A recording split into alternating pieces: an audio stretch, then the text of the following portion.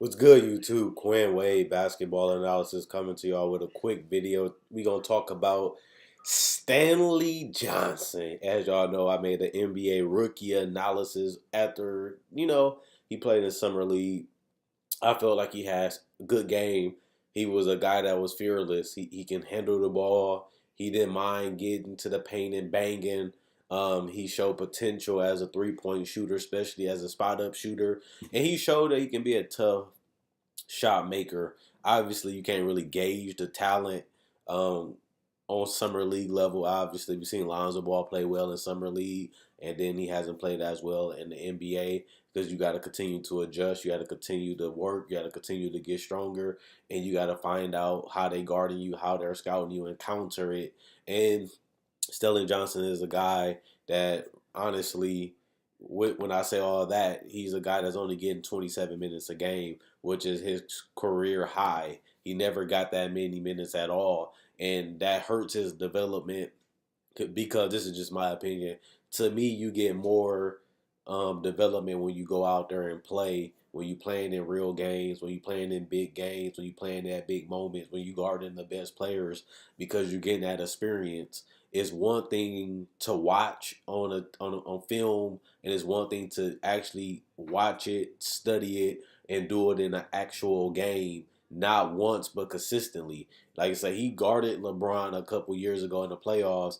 That's experience, because now instead of you just watching it, it comes to fruition. Everything the coach is telling you, everything the coach is trying to get through your head, you have a chance to apply it because you're actually in the game.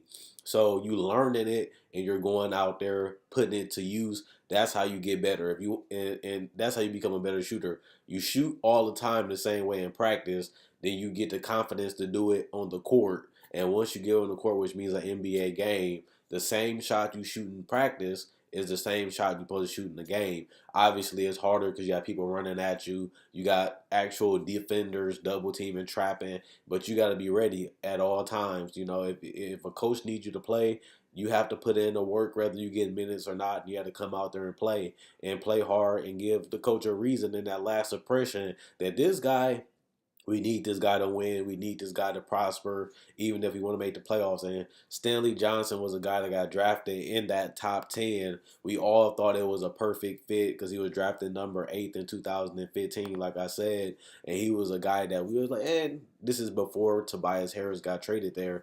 And he's 6'7", so he can actually play the two. But this is before Avery Bradley was there, and we started seeing Stanley Johnson play a little bit of four because he had a little bulkiness about his body, and he had the athleticism to guard that position because he was quick and fast and athletic. But the guy cannot get off the bench enough. Obviously, having a career year in minutes. But they had injuries that they needed other players to step up, and Stanley Johnson, it just looks like he's not a bust. It just might be a bad fit for him playing for Stan Van Gundy. Even though I like Stan, I'm a fan. I think he's one of the better coaches in the league.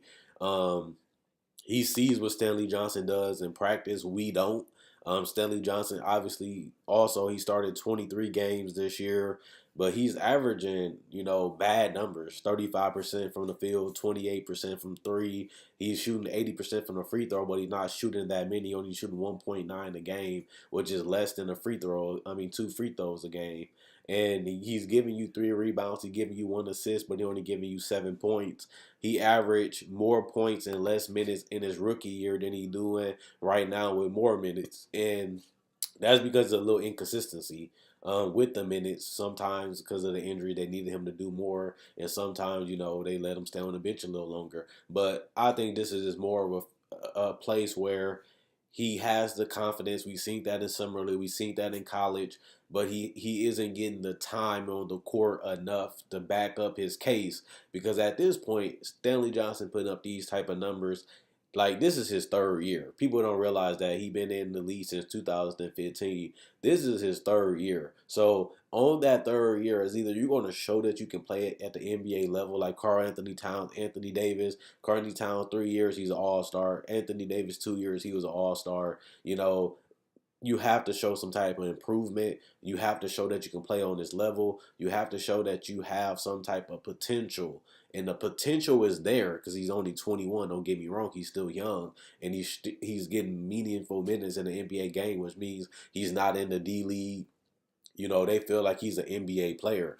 That's why he's on the roster. That's why he's getting the minutes, and that's why he's getting the playing time. But if he was terrible, we know players like Henry Ellison and stuff like that, they got drafted in the top 10, but then they went to the D League. Stanley Johnson still in the NBA, so that's a positive. But he's at a team where Orlando paid Tobias Harris his money.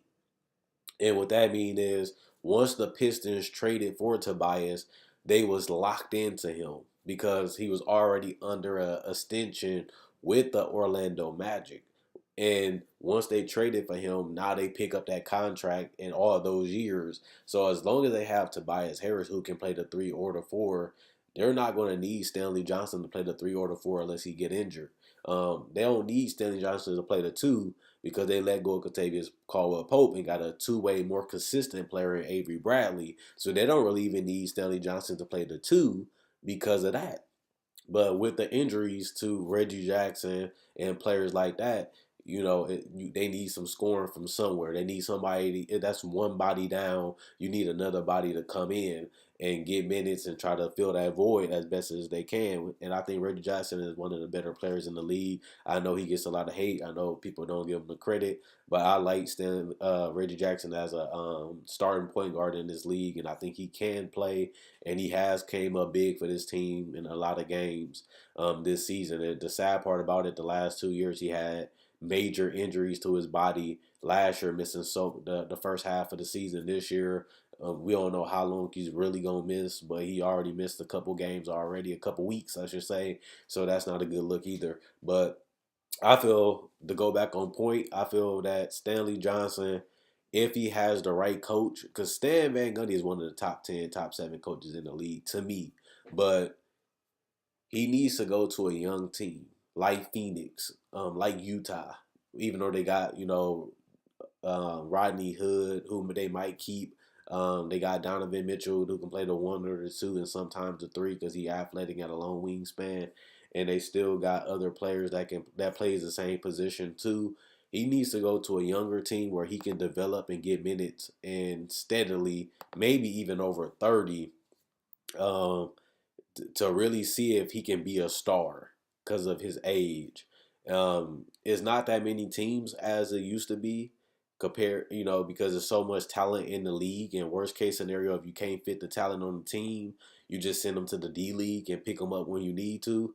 But if you look at these rosters, you can't really go to the Hawks because they paid Kent Bazemore and they got Torian Prince. Orlando, that wouldn't be a good fit because they still trying to try out Jonathan Isaac. They still trying to try out Mario Hazonia, Aaron Gordon. Charlotte, they still want to keep Michael Kidd-Gilchrist and they paid Nicholas Batum. The Knicks, I can see more, and that'd be a good thing for his brand because if he does play well, he obviously can get the minutes there.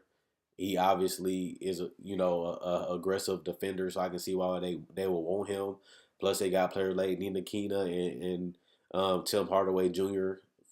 on the roster that he can grow with. But that's only if they would be willing to take him.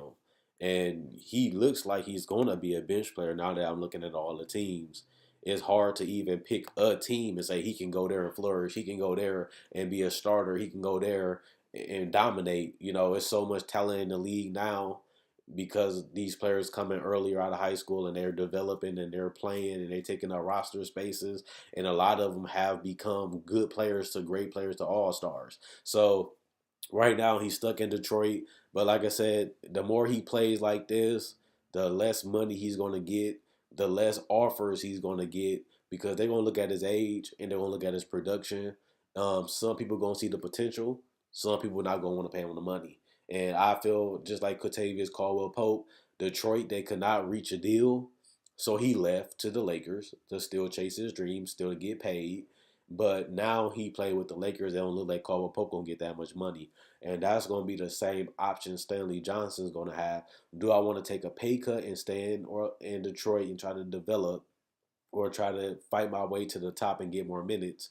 or do I want to try to take less money or take more money on a team like Lance did, like a lot of people did, try to take a little bit more money to get that starting role and try to improve your career and your brand.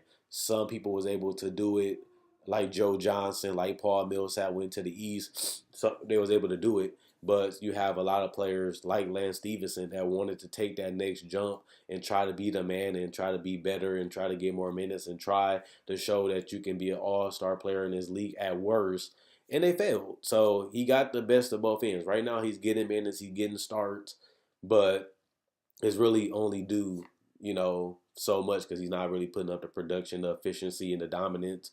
But he does play with a lot of hype, hustle, and effort. So let me know what you guys think. Do you think Stanley Johnson is a bust? Some people already do. Do you think he just need more minutes and more playing time and more practice with his teammates because he's in and out of the lineup, he's in and out of the starting lineup, and like I said, going into that fourth year, this is your biggest contract. Is either you're gonna get paid or you're gonna get, an offer sheet from another team to get paid, or is either you're gonna be in the league and nobody really cares. Like you're gonna be sitting at the end of the bench because nobody want to play you and nobody want to pay you. But you still get paid enough to be in the NBA, but you don't get the playing time. But the guy is extremely young. He's extremely still raw. I like the guy, and he got two-way potential.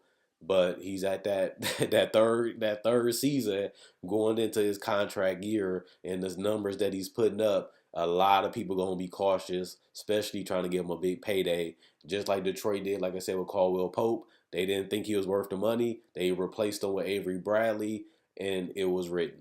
Let me know what you guys think. Check out my website at NonsensePlayground.com. Link will be in the description, comment section below. Also, check out my Facebook page. Link will be in the description in the comment section below. Quinn Wade, Basketball Analysis. I'm gone. And let me know what you guys think in the comment section below.